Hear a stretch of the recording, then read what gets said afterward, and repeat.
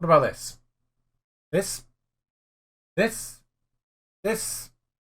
Oh, sorry, you've just caught me trying to do my York City official profile photo. Thought I'd try and fit in. Roll the titles.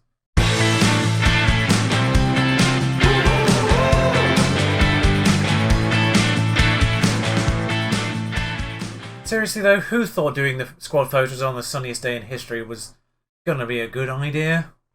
Poor Steve and all the others. Anyway, results. Mostly good. Admittedly, after these first 3 wins to nil, I was kind of worried we were going to run away with it a little bit, and that wasn't going to be good for good entertainment, let's be real.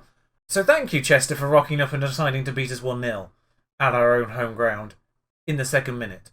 But yes, Spennymoor 2-0, fairly straightforward. Blythe 1-0, 4 minutes in, man sent off. I was expecting 4 or 5-0 at that point, and, well, I suppose FMing happened a little bit after that point. Like, seriously? I hope that doesn't become a thing again. It was a thing that happened quite a lot with Atletico Madrid and lower opposition in La Liga, but considering Blythe are meant to be bottom of the table, they're 201 to win the league. They're predicted 22nd out of 22, so still got the win. That's what matters. A couple of 6.0s in this one, which is very interesting considering he's actually in the top 3 for the league right now on average rating, but yeah, they decided to actually outplay us. Telford turned up at Bootham Crescent 3 days later and thought, well, Chester did it. Let's do it again. Let's do it as well. 2-0 up at half time for them. Had a real go at them at half time, and then Moke and Burrow got the 2 back, and 2-2. Fair result, really, in the end. Pretty even game.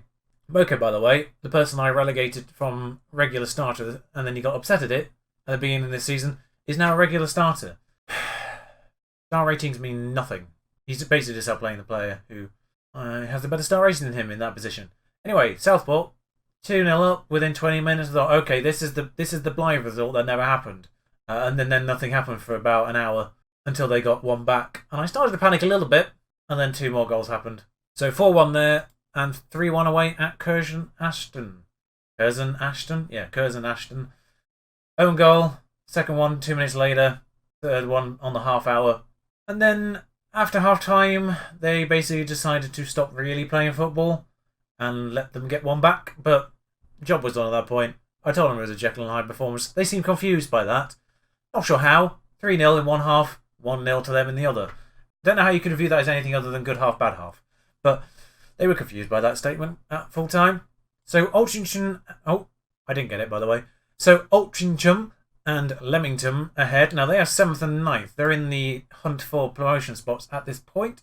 The playoff spots, I should say. If you ever wanted a better simulation of British weather, particularly September time, Tuesday the 3rd of September, drizzle 13 degrees. Saturday the 7th of September, sunny 27. Yep, that's what it's like. That's what it's actually genuinely like. So, anyone thinking to move here, have fun with that. Now, wait, hang on a second. Loic Boom's on holiday. Why? Cameroon under 20s? Really? Fine. 2 home games, and in fairness, we've actually only won 1 of our 3 home games so far, so part of the reason why I am bringing you this one as well, as I don't think we really need to make any other changes. Steve's a bit tired, but when you back... Oh, you're not even back for the second game. Oh, that's annoying. Got a lot of left-back primaries. That was a weird way of saying it. We've got a lot of primary left-backs and not a lot of primary centre-backs, which isn't great, but we'll have to work it out. Central defence is currently still the problem, by the way. Steve's got his average rating up a little bit. It was hovering around 6.4 for quite a while, and I was very much considering not having him in the first team full stop for a bit there, but he has pulled himself back together a little bit. Now, actually, that's a good point. Is McFarlane back? McFarlane is ready and back, so we can put him there. That's always a good thing to have. And I think we normally have him on the bench as well. You know what? I'll get rid of Andy Bond. I never really did that swap all that much. So, and he hasn't really played well when he has been on the pitch. So, meh. 4-2-3-1. Bold in this division. Tell them we are expected to prove a point today. We are at home. Go on there and carry on exactly where you left off, I think is probably the smartest thing to say. Because last time off was a 3-0. Well, don't actually carry exactly where you left off because the second half was kind of rubbish. But first half, if you can do that first half performance in every half from now to the end of the season, that'll be wonderful. 3-0 every half? Great news. And Steve is already down to 90% within the first 2 minutes. That bodes well. Hancock on the ball here. Hume, not entirely certain what happened there. between them and Tate, but Moke just completely makes a mug of number 3 there and decides to go it alone, despite the fact there were 2 people in the box with him. That's not improved. But then again, these are Vanarama teams, so I expect slightly less attacking intelligence from this particular team. It was annoying when it was Atletico Madrid. It is slightly more understandable when it's York City. By the way, Boston having an absolute nightmare start. I point that up just because I am obviously, like I say, I'm originally from Lincolnshire, as Moke scores his 4th goal of the season and makes it 1-0 to us. Yes, I'm originally from Lincolnshire. Lincoln is my team, so seeing Boston do badly is slightly good to see, but I would like them to be around, really. Like, I don't want them to fall too far at the same time. But Moke here, I mean, I don't really know what worse to say for that goalkeeping. It was like he was watching it on delay, as they managed to hoof that up to Hume. Hume goes past Tate, and Tate manages to actually run faster than him and get back in front of him somehow. Griffiths hoofs it up to Malarkey. Richmond's in the middle. It's completely stopped by Nacelle, who isn't the ball-winning midfielder, but it was then. Moke once again makes a mug out of number 3. He is not having a fun time with him, and hits the post. That's probably why he keeps trying his luck. Yeah, Chesterton up against Boston. Boston having a horrendous start. The assistant manager's still telling my team what to do, despite the fact I told him not to. I don't think that's saved, I guess, but McNulty, terrible. Ferguson gets it though. Nacelle back out to Kempster, which was the original idea, I guess, and Moke's at the back post again. I think we've had 6 shots, then 5 of them have been Moke, to be honest, and Griffiths now on this corner. Suspect this isn't going to go into anything, because the highlight was in the first part of that play, I think. Yep, that's snuffed out and hoofed up back to our defence and goalie. Nothing to see there, folks. Stop telling my team to calm down, assistant manager. As a highlight starts from their throw-in on the far side there, out to Johnston now. Oh, nice switch, actually. In fairness, Hancock, though, pressured back into it. Pressured to go back a little bit further, and, well, they've completely done our defenders there. Thank God they can't shoot. And I need to zoom out a little bit at home because I can't really see our goal all that well. There we are, that'll do us. Offside. They seem to be on that a little bit quicker in the Vanarama for some reason. Just boom, offside straight away. Oh yeah, miles off. Miles off. No wonder he got that ball. No wonder he managed to get on the end of that. 1-0. I'm going to say you played well so far, but there's room for improvement, because of course there is. Add a little passion at half-time, why not? And some people give a damn. Not many, but some do. Most notably, somebody on a 6.4. 2 people on 6.4, in fact. Yeah, this defence situation is really weird. Like, they never really play well at any given point in time. And somehow we just managed to get away with it, for the vast majority. We are pulling out a 4-point lead with this win, so Kidderminster must be currently drawing. As they go close. Southport picking up points as well. Oh, God. Ferguson has completely been done by Johnston there, and he's running. Nacelle's just taking it, really. Didn't even look like a tackle, just like he'd hit it in front of him, and Nacelle went, whoop, that's mine now. And now suddenly we're doing exactly the opposite on our side with Moke, who manages to do his number 3 once again. He's having a horrible time there, number 3, and, well, our number 3, Ferguson, makes up for losing the ball in the first place by scoring from way outside the box. Their number 3 is having an absolute horror show. Moke is having the time of his life over there, as Ferguson... I mean, that's a goal. Fully 20 people behind the goal to actually celebrate. Thank you for turning up, folks. I know our home matches haven't been scintillating, but I think we can do a little bit more than that. As we get hold of the possession once... no, we don't. Williams out to Hancock for them. It's 2-0 now, so we have a little bit of a cushion, but goes back to their number 3, Hampson. As, well, they do ours this time round, and, well, Mr. Wright is more than a match for Mr. Johnson there. As it goes out for a corner instead, where we suspect not much will happen, because I think the highlight was the actual shot. Oh no, that's another corner, but... oh no, we're going to see the corner as well. Okay, come on then. Let's see what we've got now. I mean, it says Steve McNulty's made a mistake as he's missed the ball, but it went out of play entirely in the end. Wasn't that much of a mistake. McFarlane not having the best of times. Annoyingly, Kieran Green not having the best of times. I can't even replace Joe Tate. I suppose I can. Newton can come in if I really wanted. A little bit more rounded, but a little bit less good in the whole defensive things. Can do centre-back if he really wants to, though. Now, apparently, Kempster can do attacking actually reasonably well, so we will do that. And bring on McLaughlin on this left-hand side. That's just the one change we're going to do right now. Langstaff hasn't really impressed when I brought him on in that striking substitution. So we'll see what Kempster can do up front instead, because I have been told he is actually reasonably decent at that. As Blythe go 2-1 up in their game, McLaughlin gives it to them. Johnson will get under this by the looks of things and provide the perfect pass for Hume, who smacks it at Harry Wright. Oh, he's offside in the first place, apparently. But bear in mind, we do have a game, obviously, in 3 days, so we do have to think a little bit about protection. So Tate's not been playing well. We'll swap those two over just because he's slightly better on his left foot, I would imagine. And Moke can come inwards, but I don't know how good he is in a ball-winning role. No, not great. We'll just protect Green a little bit as well. Andy Tanney's got one back for Boston. A little bit too late, I suspect, there. Griffiths, Nissel, just decides to basically give it to them. Nissel's got it back, though. Good news. McNulty. Ooh. Whenever people close down McNulty, I do get panicked a little bit. Dole now. His turn to have fun on number 3, I suspect. Not quite, as that goes all the way back to Griffiths again. Okay, Moke forgetting he's not playing over there anymore, but that gets to Kempster in the middle and wrong side of the post. We have 2-0 though. 2-0 will do us absolutely fine. A clean sheet, most important, I think, at this stage. Go balance for the last 4 minutes. As we do have a highlight starting with a corner, so this could be interesting. Gets to Dorrell, who runs forward a little bit, gets taken off him, and Griffiths should get this first, one would expect.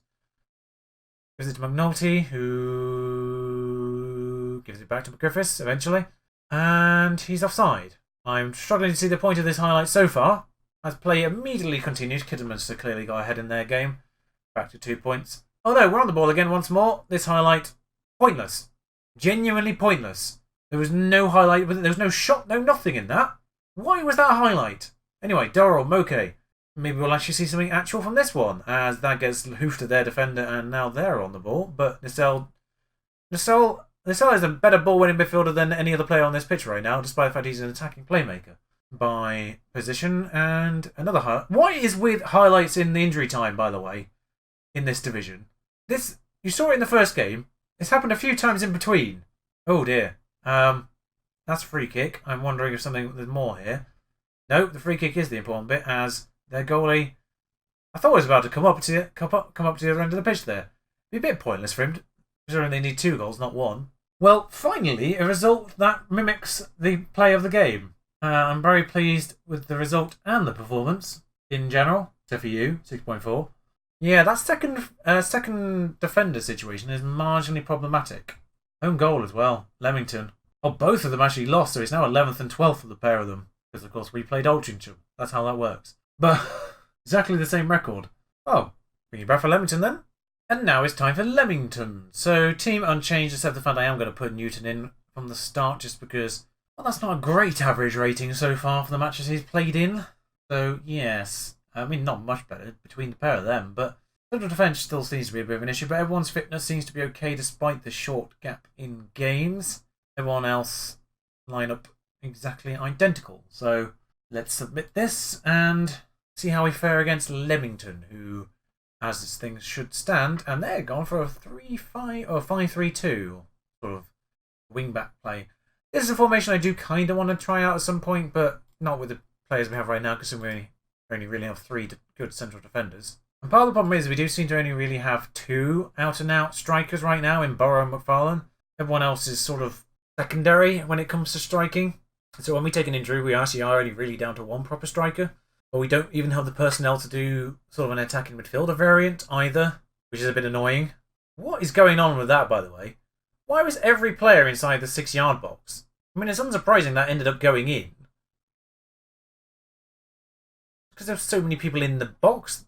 There's so many people right in front of the goal. There's no way we could have possibly been offside. So all they needed was a tap. We are playing attacking, by the way, rather than positive. It worked for the Atletico Madrid save, so I figured it might give us a little bit more here as well. As this game is largely highlightless, as is every other game in the division. I think there's only 2 other goals in the division, full stop. By the way, I like the fact that already they've started discounting Kingslinger, Southport, Blythe and Boston as matches to pay attention to at the other end of the table, so nice. It's nice that we get to sort of see that. Played well so far, room for improvement. I'll say it again. 1-0, really, after what we've done in this first half. We could have realistically got a second. And for a brief moment there, I thought they were going to just nip in on our sloppy back passing, or passing around the back, I should say. Moke now charging forward. Hernandez does get that off him, not having as much fun against their left back this time round. Although they do gift us a goal in the end. Thank you, Hernandez, with the assist. Technically. Yeah, tackled Moke quite nicely. I got the ball and just decides to, well, give it to Kempster. No other way. It's a cleared at the bottom, but I wouldn't really call the ball this way across the pitch a clearance, technically. Goals going in other places now. A little bit more action happening in this second half. Kidderminster still 2 points behind us, though, which does make the next game very interesting. Like I said before, I'm not going to bring you those two games because they might be slightly more important on the back end. I don't want to keep bringing you the same teams over and over and over again. Hopefully we don't need to play any of these teams ever again, actually, in fairness, because hopefully we do get promoted. Only one position, of course, gets automatic promotion from Vanarama National North. As you see here, 6 teams in a playoff situation behind them. So it would be nice to be in that automatic at the end of the season. But like I say, I don't want to keep playing the same teams over and over again. Even if we are only, hopefully, fingers crossed, spending one season in this division. Oh, well, they're clean through. Yep, that's a goal. That's a goal. Second of the season for Jordan Murphy. 9 games into the season. Not the most prolific. How was he not offside? It must be, our left back must have been playing him onside, off screen, because he was definitely behind our like the central defenders. Look, who was playing him on? It's not exactly certain who's playing him on there still. But 2-1, first shot on target for them, of course. Because Football Manager. Burrow out to Kempster on this side again, and that time over. That time is over. A couple of players nervous on our side. Can we have just like a second central defender? No matter what happens, one of the 2 central defenders always plays badly. Really annoying and baffling. Nacelle not playing well. Newton playing even worse. Can't believe I'm in a position where I actually want to bring Joe Tate on, but we're going to be there shortly. Langstaff's going to have to come on because the 6.3 is not acceptable. We're going to move Newton up, in fact, and see if he can play slightly better in midfield and bring Tate on in defence. Because Nacelle's not playing well. It's really weird having to take off our best player, but that was so close. I don't really like taking off our best player, but I just want to make sure that no one is safe.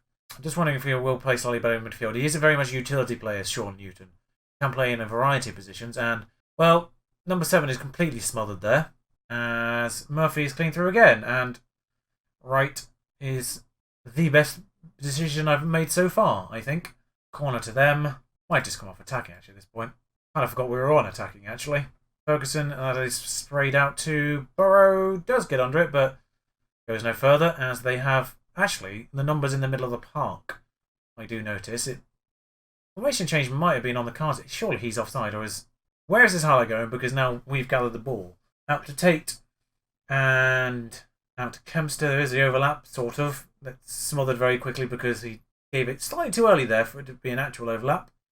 That's not going to get through, and they've got plenty of midfielders in the middle to work this through us a little bit.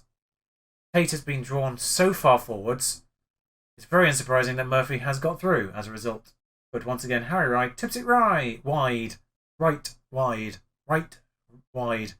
and that's over. I don't like this. They're starting to come back into it. Can my assistant manager stop telling them to calm down? Newton has managed to get worse somehow. Trying to see if there's anyone who I can move around. Moke is going to have to move into the middle and Newton's going to have to come off because I can't accept this.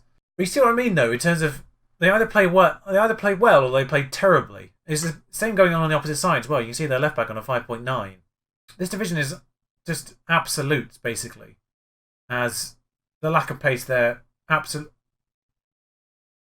How has he scored that one? How is that the chance that they've scored? Of all the chances Murphy's had, how has he got that one? Unbelievable. He scored 1 goal so far, and then he turns up here and gets 2. If we could just snatch something, that'd be great. Just anything happening, anything at all. Nope. Sadly say, not good enough, and continue.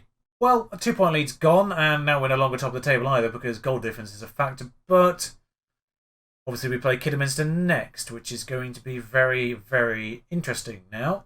But Nonetheless, Kidderminster and rivals Darlington, of course, they do line up exactly the same way in the second half of the season, where we're at home to Kidderminster and away at our rivals Darlington.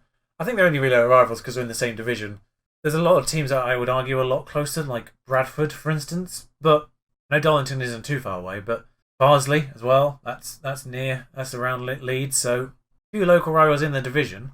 However, I suspect what the sensible thing to do is to bring you back for maybe this FA Cup match and Kings Lynn, or we can do Boston and Hereford for it. And we do want to spread these out a little bit, but not too much. Don't want us to spend too much time in this division if we can avoid it. But first cup match for the FA Cup, depending on who we end up getting, might be sensible. If we get someone who's like way lower down the divisions, I might not bother it. If we get someone sort of competitive, then that might be an interesting one to bring you alongside Kings Lynn. Otherwise, might bring you actually two lower-ended divisions, because they are... I actually not even saying where Boston are in the table, which is a bit odd. Oh, it's because I've got two highlighted. But Boston, the bottom, Hereford are near the top currently. Could be two games that we bring you, play through 4, bring you the next ones in October. What I bring you next time might end up being a bit of a surprise. This draw hasn't happened yet, so depending on who we get, I might bring you that. If not, might go a little bit further just to get us through these games a little bit faster, potentially. FA Trophy we've won before, as York City have won the FA Trophy in recent memory, so if we get on a good run on that, that could also factor into obviously the games in the second half as well. So getting through a little bit more might not be the worst idea, in case obviously these cup runs become a thing as well, and we end up playing a lot more games. So far not too bad, only one game lost overall, but disappointing in a way that one fell away from us. At home we seem to be far worse, which is weird, but I'll see you again very soon. Until then, ta-ra!